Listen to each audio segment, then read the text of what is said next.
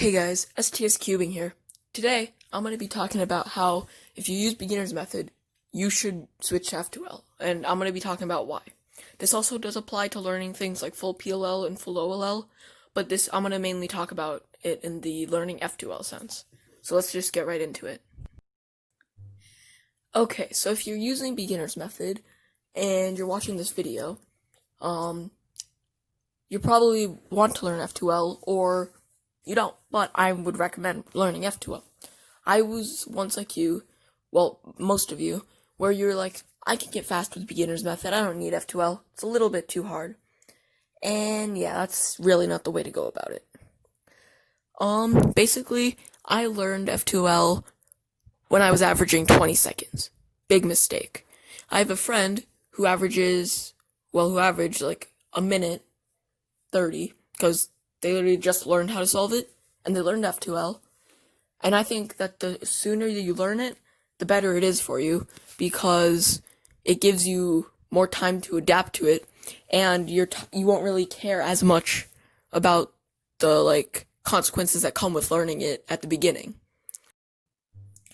Honestly, I think the hardest part about learning F2L is not actually learning the method itself, but it's the feeling of losing all your progress and having to go back a few seconds is what makes most people just not want to do it.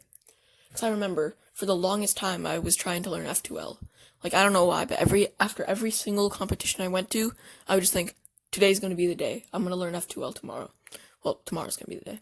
But yeah, I always wanted to learn F2L the next day, because I have this one friend who goes to competitions.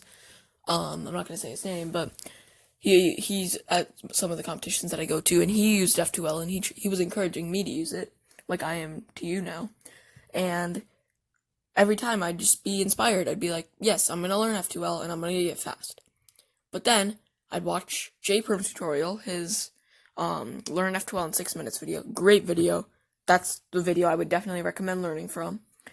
And I'd always get discouraged, because after doing some solves with F2L, I'd go from averaging 20 or 30 seconds all the way up to a minute, because I wasn't good with it.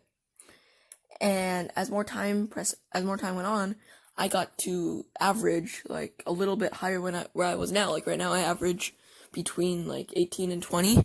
When I averaged 23 or 24, I was like, okay, I'm not gonna stop now. I'm going to learn F2L. And I did. So how I would suggest going about it, right, is watching his video and learning the concepts. But because I watched it earlier, a few months earlier, I already knew the concepts, I just didn't want to put in the time. So I decided to put in the time. So for an entire week, I did not use beginner's method once. Every single solve I did was F2L. And after that week, I was back to averaging my normal times, even a little faster sometimes. All you have to do is put in the time, and you can achieve it. There are some examples of this, where people are I'm gonna get fast with this, but it doesn't really work out. For example, popular YouTuber Cubing Encoded net averages 10 or 11 seconds, but he never learned full OLL. And I'm not saying that he needs to, but he's wondering why he can't really improve. That might be one of the reasons. But I mean, this is just a video to encourage people to start learning it now and put in the time while we have it. Now you might be saying that F2L is too hard to learn, or I just don't really feel like it. Well, you don't have to do it. I'm just saying, the sooner you do it, the better, and you probably should do it at some point. Because it is way faster than using beginner's method, because of all the bad cases you can get from using the beginner's method with edges in the wrong spots that are not in the top layer and stuff. But yeah, so I'm saying you should learn it, and this thing where you do everything with F2L for an entire week or whatever, it works. It works. Trust me. Just don't go back. Once you start, don't go back, and trust me, you'll get back to where you were very shortly. Yeah, I just wanted to make this video because I've seen a lot of people who use beginner's method and just want to get fast with that.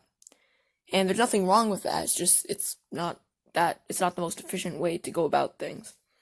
So I just want to encourage everybody watching this video who uses beginner's method, learn F2L. And I would definitely recommend JPerm's video on intuitive F2L. It's very easy to understand, and it's only 6 minutes long. I'll try to put a link in the description. And yeah. So that's going to be the video, guys. Hope you guys enjoyed. Like and subscribe for more, and I will see you all next time. Bye!